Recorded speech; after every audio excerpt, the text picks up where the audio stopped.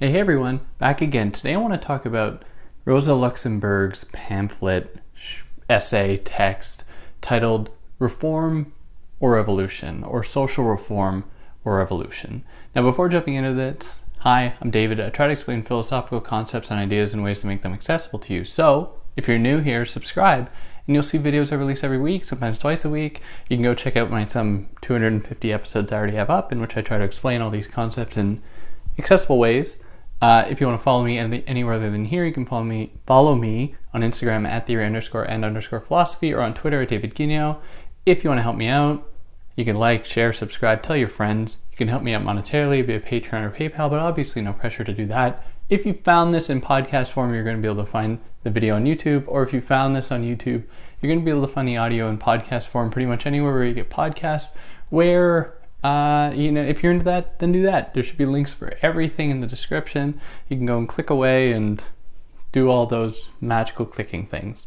Now, let's jump into this important, short, complicated text that Luxemburg gives us. Now, this text is primarily a response or a pushback against the work of Edward Bernstein, among others. So she's going to talk about other people like Schmidt and Wolf and other people who belong to the camp of socialism without Marxism, which is the way I'm putting it. This isn't the term she uses, but these are people who advocate for socialism while still clinging to capitalism.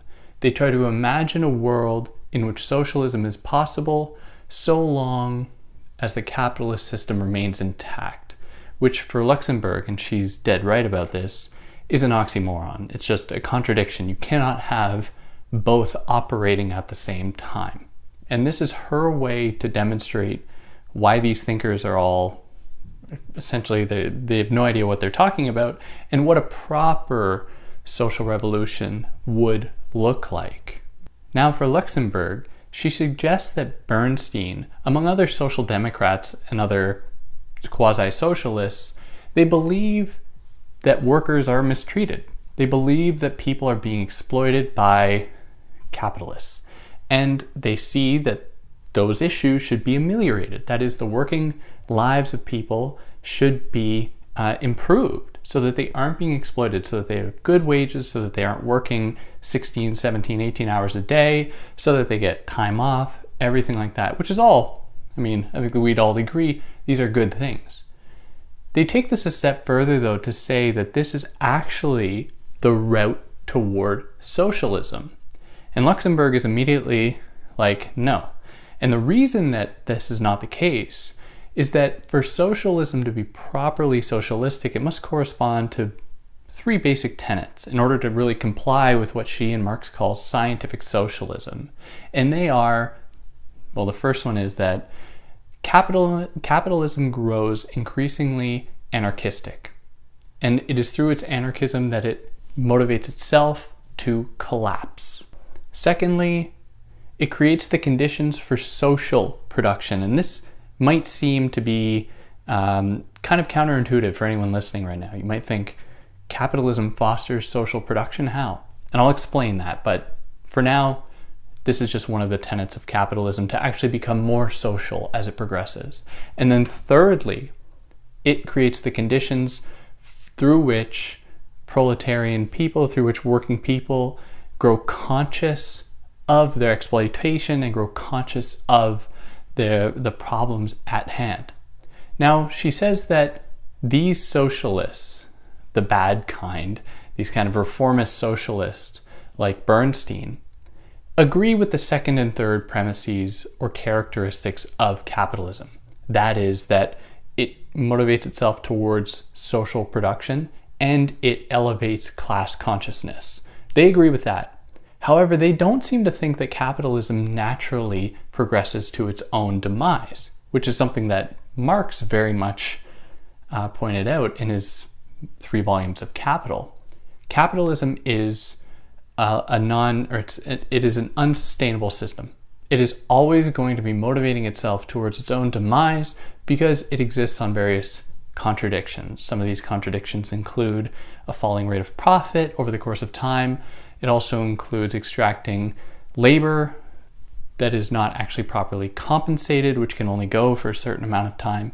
It produces situations in which there's overproduction, as is the case with any kind of unchecked production or exploitation of labor, which can only lead to eventual crises and collapse and catastrophes. So to be clear, these socialist reformists believe that capitalism is not in itself contradictory. They believe that capitalism can be saved if there is the right governmental oversight, the right work being done to introduce policy that improves its conditions.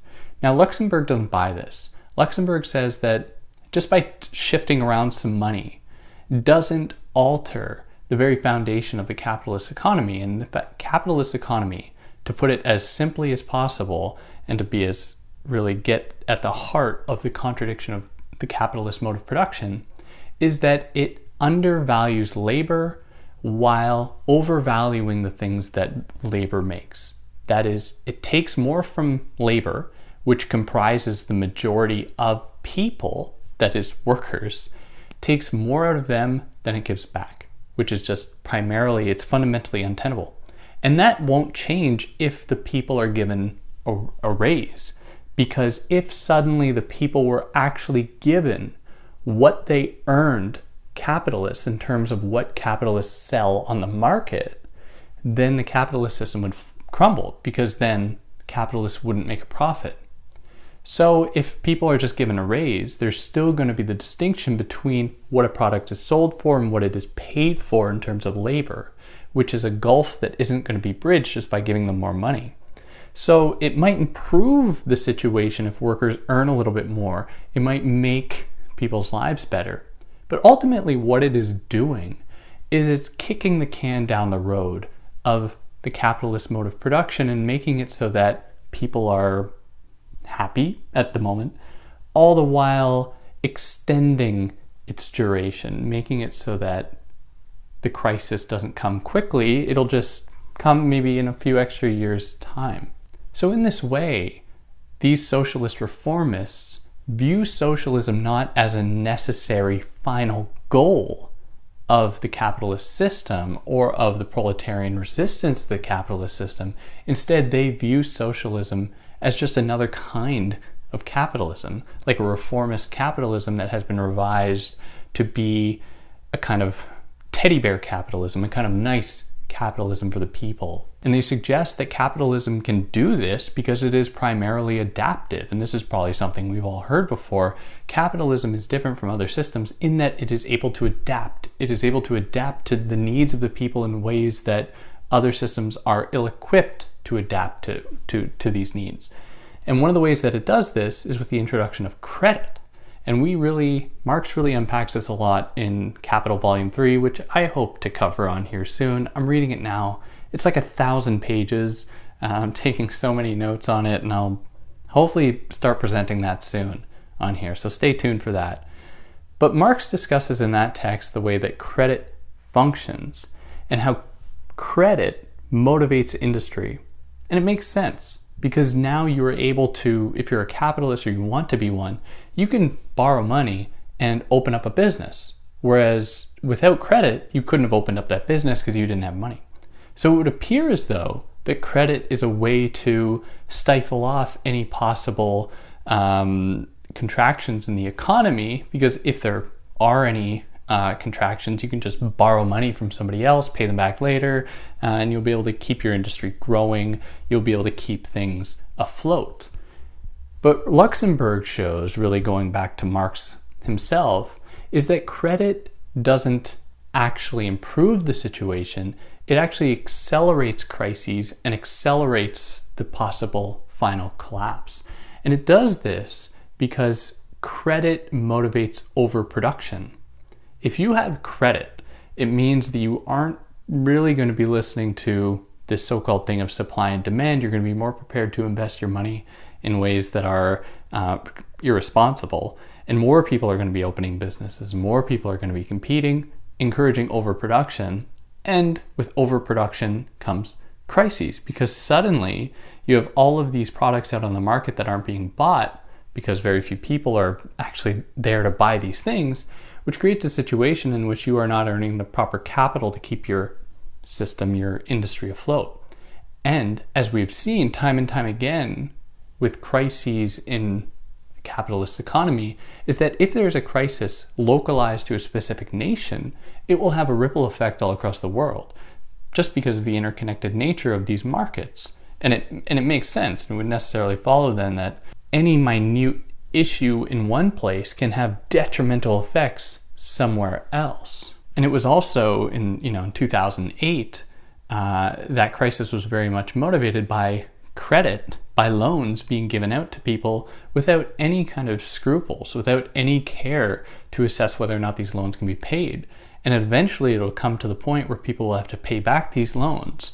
And if you look at any nation's kind of debt index, it's quite worrisome to know that so much of industry, so much of any country's GDP is founded upon more debt than production, which is kind of a bigger question, the relationship of debt to wealth and the relationship of debt to the ability to print money and everything. And I don't want to get into that now, but it's just important to acknowledge that credit, despite what these socialist reformists are saying, credit is a way to accelerate crises and to intensify crises, not to adapt the system to meet new needs, to be able to adapt the system to make it infallible. It will always be valuable, just that's the nature of the capitalist economy, with crises occurring every 10, 15, 20 years, and credit will only exacerbate those crises. Now, what these social reformists, these socialist reformists, almost seem to want to be doing is making they live under an illusion that everybody can be rich, that almost everyone could be bourgeois. When the fact is that the only way the capitalist economy can work is if there is a serious gulf, a serious separation between rich people and poor people. And that is what creates the conditions for there to be rich people. So in certain nations, it might be seen that there is a general elevation in the standard of living. But this is mostly due to the fact that industries can be offshored to places where cheap labor can be bought, where other people are going to be exploited, so that people in other countries can really enjoy cheap commodities, which will elevate their standard of living, but it will always come at the expense of another group, another nation that are going to be duped, going to be exploited under this economy. So it's impossible to say that all people can just live as rich people under the system, and that is because the only way to be rich under this system is for people to be poor. So to say otherwise, to say that everyone can be rich, is to submit oneself to an ideal illusion, to idealism, not in the German idealist sense, but idealism in living in a fantasy world in which capitalism doesn't have these contradictions.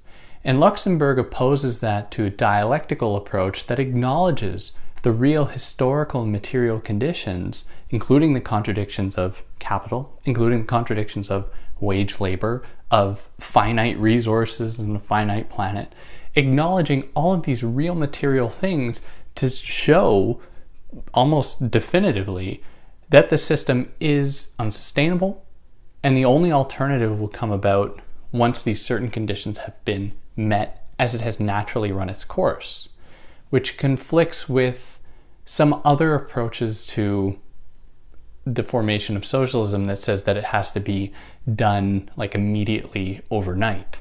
That would be wrong to some extent, but also it demands a little bit of a qualification, where Luxemburg says in this text and in others that it can be forced, but it will likely fail, which doesn't necessarily mean that it shouldn't be done again.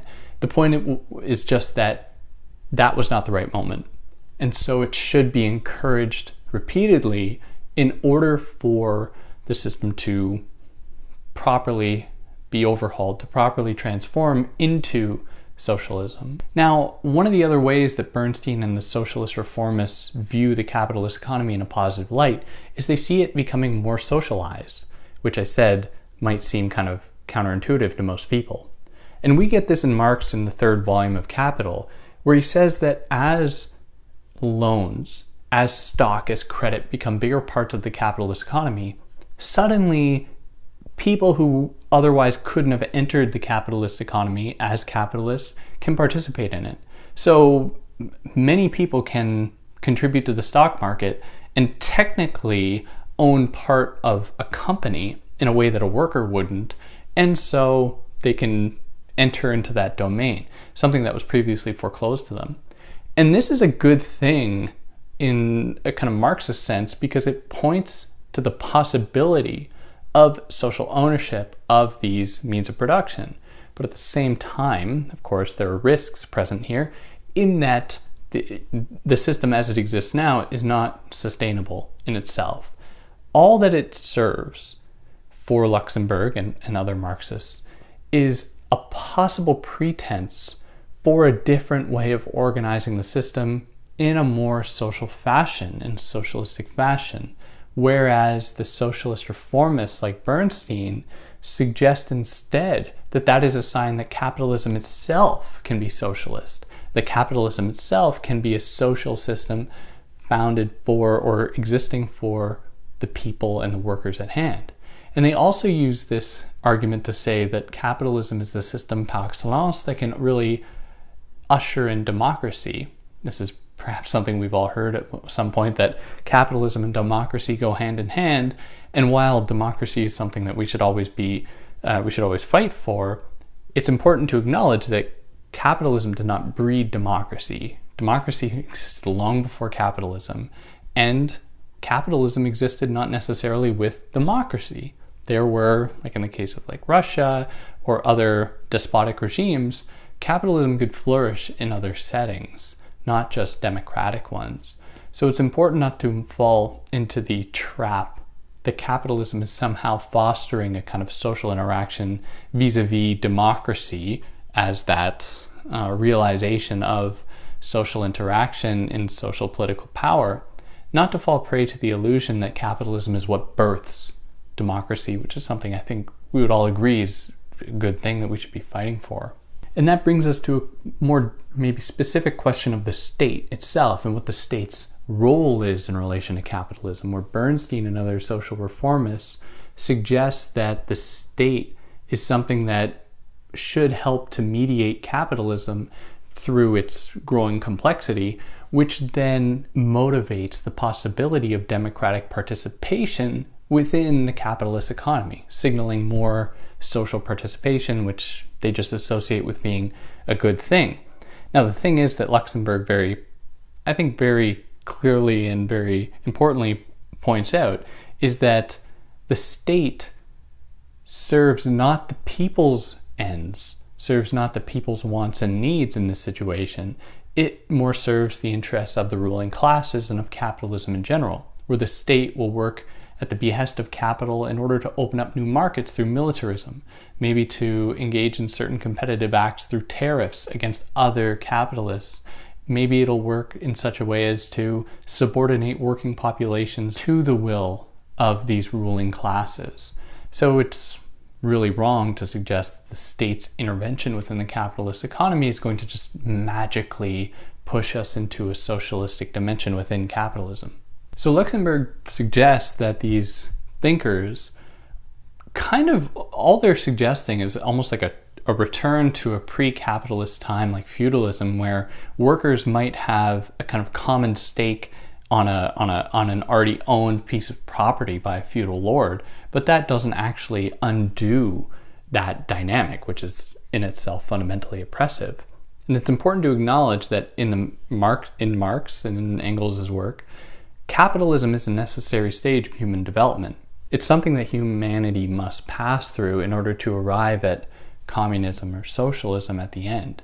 The point is to maintain that truth, that it must move past capitalism and not to cling on to capitalism as being the be-all, end-all, simply because it's untenable if you consider all of the things already mentioned, including, the impending climate disaster that it is really encouraging and is really motivating us toward. So how does reform and revolution differ? Well, it would be wrong to say that it is just about time, where reform takes a long time and revolution is instantaneous or spontaneous. That is some element of it, but that's only part of the story. Luxemburg says instead that we are duping ourselves if we think that it is only a matter of time.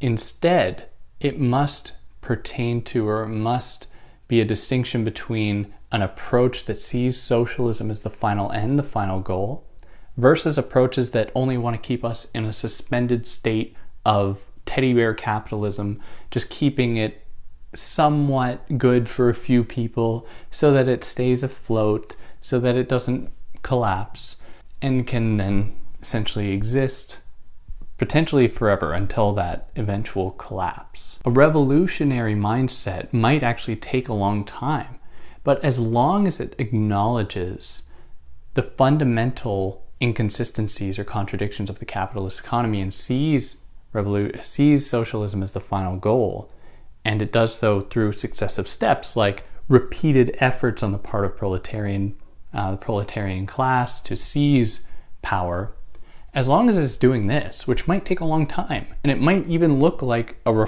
successive reforms to some extent, where it's like little changes, because we don't actually know how this will play out.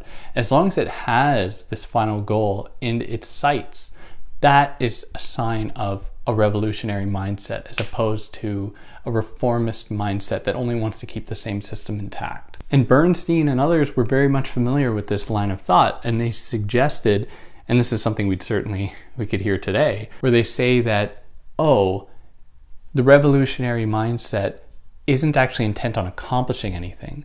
So they set impossible goals as the end goal.